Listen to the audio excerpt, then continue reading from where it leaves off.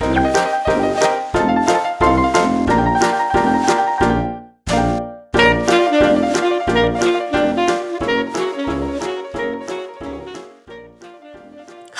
everyone! Hola a todos! My name is Mr. P y juntos vamos a aprender a hablar en inglés.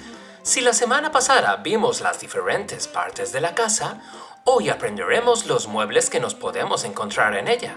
Por cierto, mueble en inglés se dice furniture. ¿Estáis preparadas y preparados? Here we go! Silla en inglés se dice chair. Chair. Mesa se dice table. Table. Estantería se dice shelving. Shelving. Armario se dice wardrobe. Wardrobe. Cama se dice bed. Bed. Escritorio se dice desk. Desk. Puerta se dice door. Door. Sofá se dice sofa o couch. Sofa.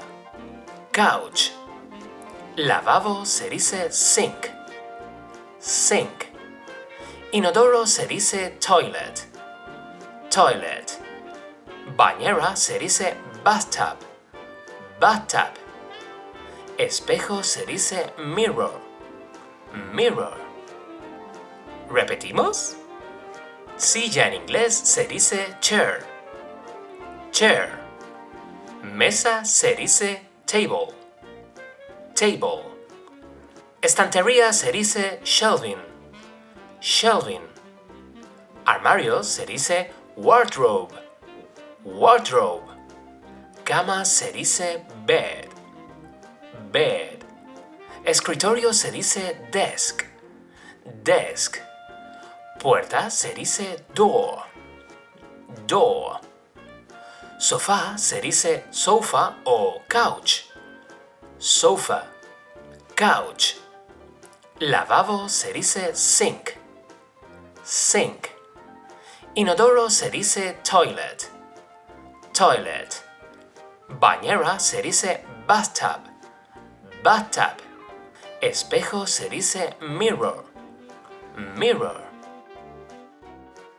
Y esto ha sido todo. Espero que estéis aprendiendo mucho con esta serie de vídeos sobre vocabulario de la casa. El próximo será sobre los electrodomésticos. Nos vemos muy pronto. Bye bye.